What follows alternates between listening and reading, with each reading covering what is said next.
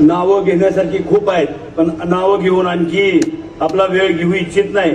आदरणीय स्टेज समोर जमलेले तमाम माझे शेतकरी बंधू भगिनी, तरुण मित्र आणि माझ्या बंधूंनो, सर्व पत्रकार बंधू आणि माझ्या तरुण सहकारी मित्रांनो, मला या निवडणुकीच्या निमित्तानं 1995 सालची आठवण येते. 1995 सालापेक्षाही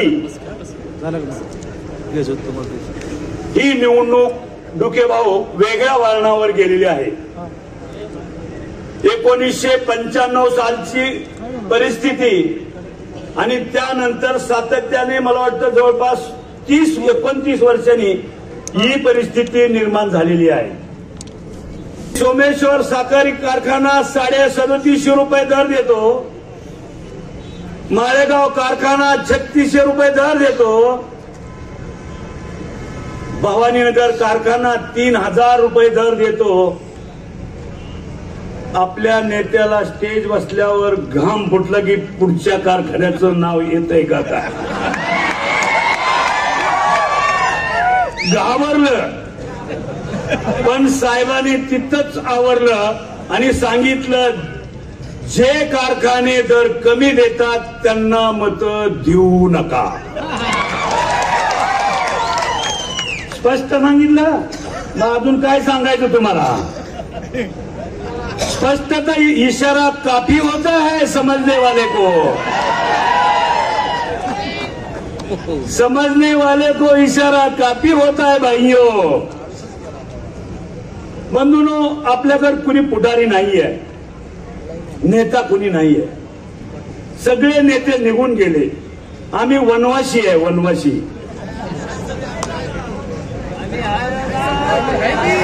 जनता आपल्या बरोबर आहे. तरुणांनी निवडणूक हातामध्ये घेतलेली आहे.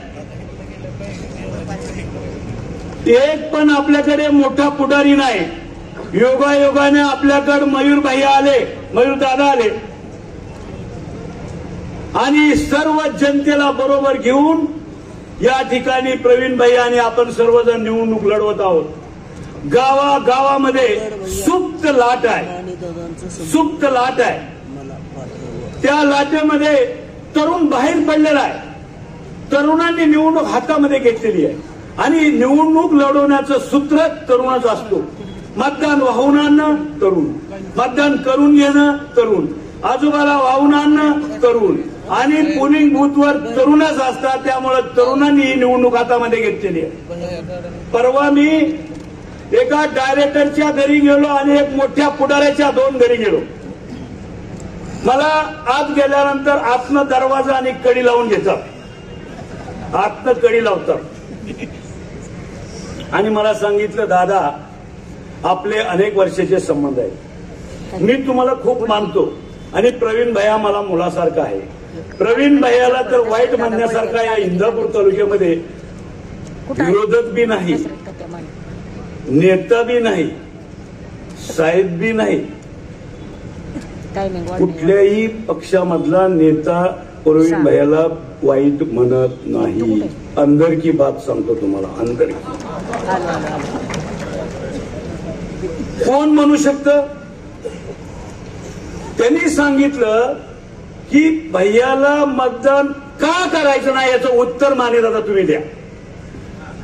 मग म्हणलं बाहेर का निघत नाही, उघड का होत नाही?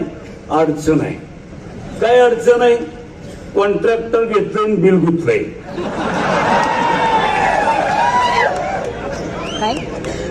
म्हणलं किती किती लोकांचं गुंतलंय? अरे म्हणला ह्या गुंतागुंतीत आम्हाला का ताप देतो? उशीर लागल का? म्हणला दादा माझी 2 पोरं आहेत आणि 1 मुलगी आहे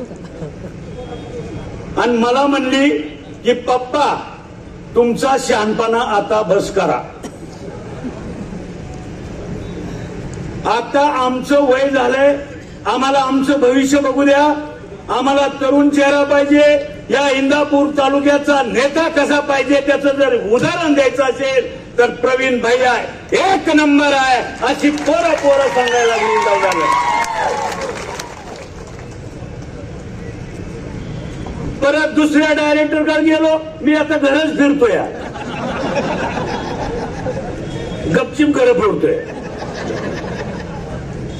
दुसऱ्या डायरेक्टरकडे गेलो. मी बाहेर निघणार नाही पण मतदान तुम्हाला 100% करणार. एक पत्रकार मला भेटला.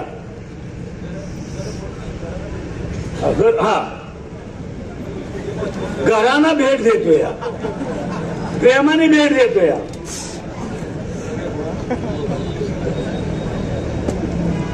या ठिकाणी दुसऱ्या डायरेक्टर परत गेलो. त्यांनी सांगितलं दादा आपला उमेदवाराला नावं ठेवायला कुठेही जागा नाही. त्यांचं एक जणाचं 20 वर्ष बघितलं, एक जणाचं 10 वर्ष बघितलं आणि त्यांना मतं का द्यायची तुम्ही सांगा. आणि म्हणलं मग काय झालंय, दार लावून का बसलाय. म्हणला काय करू, माझं पोरग तिथं नोकरीला आहे. मस्त पगार 6 महिना मिळत नाही पण पोरग नोकरीला गुंतलंय. आता कुणाकुणाचं काय काय गुंतलंय. म्हणलं सगळं पुढाऱ्यांचं गुंतलंय. काल एका गावामध्ये गेलो, सगळ्या जाती धर्माची पोरं ओबीसी सगळी गोळा झाली आणि म्हणली दादा ह्या नेत्यांनी या तालुक्यामध्ये फक्त पुढाऱ्यांचीच पोरं नोकरीला लावलेली, गोरगरिबाची पोरं नोकरीला नाहीये. ही खरी वस्तुस्थिती आहे. गोरगरिबाची, ओबीसीची, मागासवर्गीयांची, मुस्लिम समाजाची आणि ज्या झोपडीत राहतात त्याची पोरं लावले नाहीत. जो डायरेक्टर आहे त्याचं पोरग नोकरीला, जिल्हा परिषद सदस्य आहे त्याचं पोरग कुठेतरी लावलंय, तात्या जगताप त्याचं कुठंतरी लावलंय. अरे तुम्ही पोरं नोकरी लावली, गरीबाची का नाही लावली. आणि इकडं जर उलटं गेलं तर सोनाईमध्ये सगळी गरीबाची पोरं दिसतात. बांधवांवर सगळी पोरं गरीबाची दिसतात. हा फरक आहे. तिथं कुठेही जाती धर्माचं हे नाही. तिथं बघा माझ्या भगिनी जवळपास 1400 1450 भगिनी काम करतात. माझा भाऊ उभा आहे, माझा मुलगा उभा आहे. ह्या उद्देशाने माझ्या भगिनी त्या डेअरीमध्ये काम करतात. हा फरक आहे माझ्यात आणि त्यांच्यात. सगळ्या जाती धर्माच्या भगिनी आहेत माझ्या. या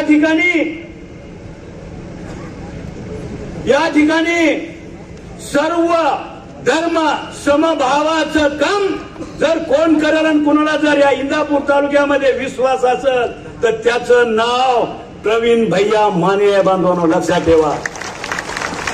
एक म्हणतो माझ्या जातीची 1,00,000 मतं आहेत, दुसरा म्हणतो माझ्या जातीची 60-70 हजार मतं आहेत आणि प्रवीण भैया म्हणतो मी जातीपातीच्या राजकारणामध्ये गुंतणार नाही. ही इंदापूर तालुक्याची सगळी जात ही माझी आहे आणि मी या जातीचा आहे. त्या उमेदवारामध्ये आणि ह्या उमेदवारामध्ये फरक आहे.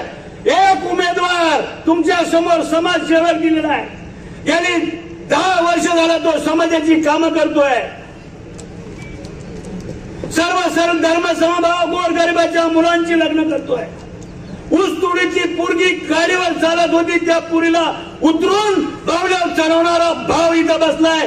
गरीबाच्या पुरीच्या मागे उभा राहणारा पोरगा इथं बसलेला आहे. माझ्या मागासवर्गीय बंधूंना 2000-4000 महिन्याचं उत्पन्न नसतं. त्या पोरांची लग्न ज्या करू शकत नव्हती ती लग्न केली. कोरोनाच्या काळामध्ये गोरगरिबाच्या घरामध्ये 25,000 धान्याची किट, एक किट भरताना तुम्ही फोटो बघितला असेल. प्रवीण भैया किट भरत होता, ह्याच्यावर हाफ चड्डीवर किट भरवत होता. कोरोनामध्ये लेबर मिळत नव्हती म्हणून गुळ कारखान्यावर 25,000 किट वाटप केलं. 250 व्हेंटिलेटर आम्ही सोनाईच्या वतीनं दिलं. फोन यायचे, डॉक्टर म्हणायचे आमच्याकडे हॉस्पिटलमध्ये जागा नाहीये. आम्ही म्हणायचो, भैया म्हणायचा मी तुम्हाला 10 व्हेंटिलेटर देतो पण त्यांना ऍडमिट करा. कोण जातीचा कोण पातीचा बघितला नाही. माझी माणसं जगली पाहिजे. माझी माणसं जगली पाहिजे. डोळ्यातून पाणी आणून त्या डॉक्टरला प्रवीण भाईला विनंती केलेला मी बघितलेला बांधवानो. 25 लाख रुपयाची रेमडेसिवीर विकत आणली आणि प्रवीण भाईने ज्याला लागेल त्याला दिली. इथं अनेक साक्षीदार या तालुक्यामध्ये बसलेले आहेत. अरे बाळा हो, पैसे सगळ्याकडे असतात, सगळ्याकडे पैसे असतात, पण पैसे देण्याची दानत या प्रवीण मध्ये आहे. लक्षात ठेवा. गोरगरिबांच्या उपयोगी पडणारा एक पोरगा मी तुमच्या स्वाधीन करतोय. लक्षात ठेवा. त्याचा सांभाळ करायची जबाबदारी आपल्या सगळ्या तरुण पोरांवर आलेली आहे.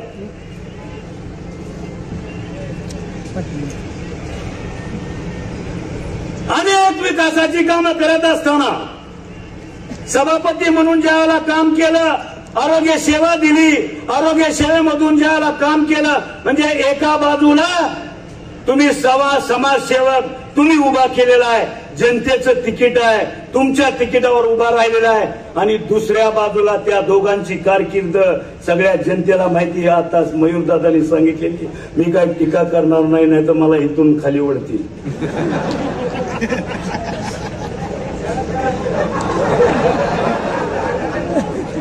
टीका करायची म्हणलं तर मी फाडून काढू शकतो, पण लक्षात ठेवा मला मार्केट कमिटीची जागा दिली नाही. लक्षात ठेवा बांधवांनो, माझ्या डोळ्यामध्ये पाणी आलं. ज्या मार्केट कमिटीचा मी सभापती झालो होतो, विरोधात लढून सभापती झालो होतो, आणि मला तुम्ही जागा दिली नाही. पुढच्या वेळेस इथं तरुण पोरांची गँग घेऊन तुम्ही जर जनता बरोबर असेल ना, मला बोलू दे. मला काय असं नाही, मला बोलू दे. तुम्ही मार्केट कमिटीमध्ये जागा दिली नाही, पण त्याला तुमच्या मार्केट कमिटीला ही पोरं सगळी घेऊन आणि स्टेजवरची जनता घेऊन मार्केट कमिटी तुमच्या दोघांकडे पण पुन्हा दिसणार नाही. लक्षात ठेवा. अरे मला काय हलकं समजतं ना तुम्ही का? 95ला हर्षवर्धन पाटील साहेबाला कोणी उभा केलं होतं या जनतेला माहिती आहे. मी काय लय मोठं म्हणत नाही. काय अवस्था होती तो, काही लोक पोरांचा तर जन्म पण झालेला नसेल, परंतु हर्षवर्धन पाटलाला असं हाताला धरून उभा केलं, आणि आता हर्षूभाऊ मगाशी म्हणाले बाळ उभा केलं. या हर्षूभाऊ म्हणाले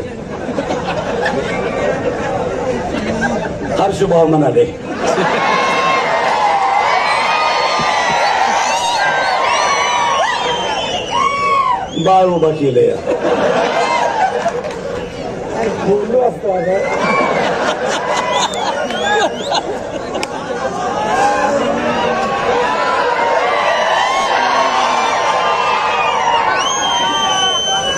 बाळ उभा केलंय म्हणलं. बाळ हर्षूभाऊ बी म्हणाले आणि जयंत पाटील साहेब बी म्हणाले. पण जयंत पाटील साहेब, तुम्ही माझे चांगले मित्र आहात. तुम्हाला 23 तारखेला कुठलंही सरकार बनणार नाही ही जाहीर करतो मी आताच पत्रकार बांधवांनो. कोणाचंही सरकार बनणार नाही. या बाळाला हुडकायला सगळा महाराष्ट्र येणार आहे.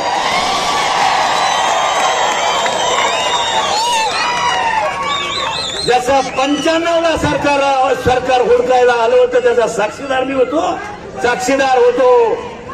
त्याप्रमाणे माझ्या हातामध्ये माती घेतली तर सोनं करणारा मानेला आहे. मी बोलतो ते करतो. हम जो कहते हैं ना वही करते हैं.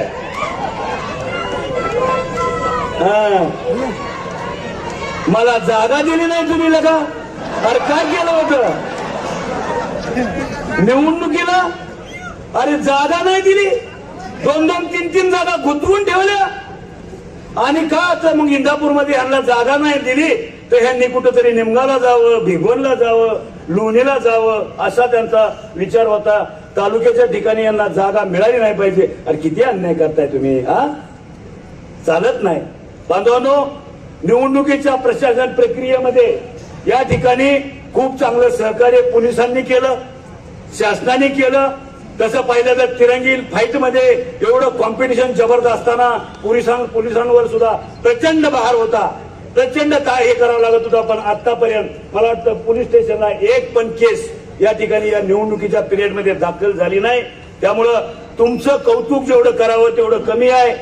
या सगळ्या निवडणुकीच्या प्रक्रियामध्ये भरत शेठला खूप दबाव आहे.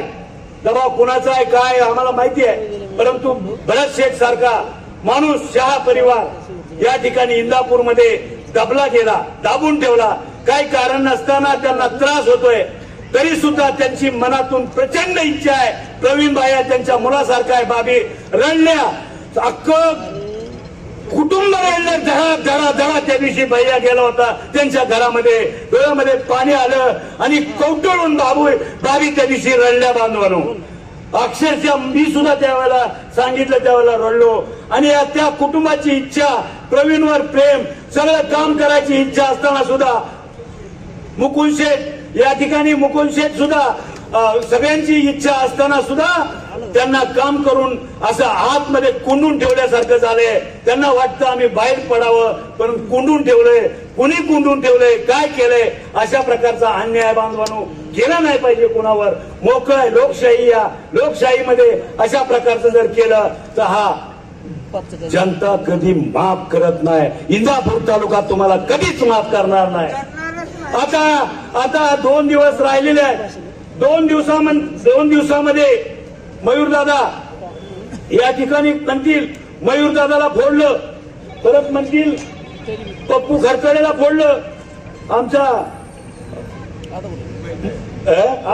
अक्षय बंडगरला फोडलं,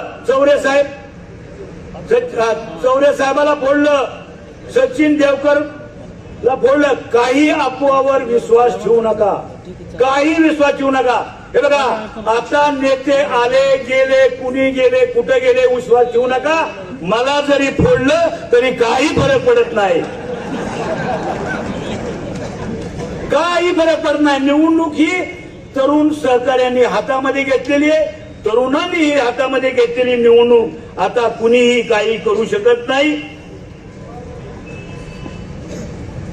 जाता जाता एवढंच सांगेल की माझा मुलगा 80% समाज करणारा आणि 20% फक्त राजकारण करणारा, पण गोरगरिबाचं काम करणारा, गोरगरिबामध्ये राहणारा, सर्वांना बरोबर घेऊन जाणारा आणि कधी कुणाचं वाईट न चितणारा, पुढे सुद्धा कुणाचं कधीच वाईट न करणारा आणि सर्व तालुक्यामध्ये विकासाची गंगा आणणारा आणि तुमच्या घरामध्ये घराघरामध्ये प्रेमाचं वातावरण ठेवणारा, कोणाच्याही समाजामध्ये भांडण न लावणारा, अशा प्रकारचा एक गोड चांगला मुलगा मी तुमच्या स्वाधीन करतोय. त्याचा सांभाळ करणं काम तुमचं आहे.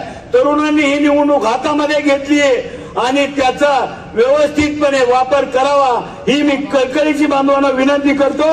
आणि जाता जाता एवढंच सांगतो की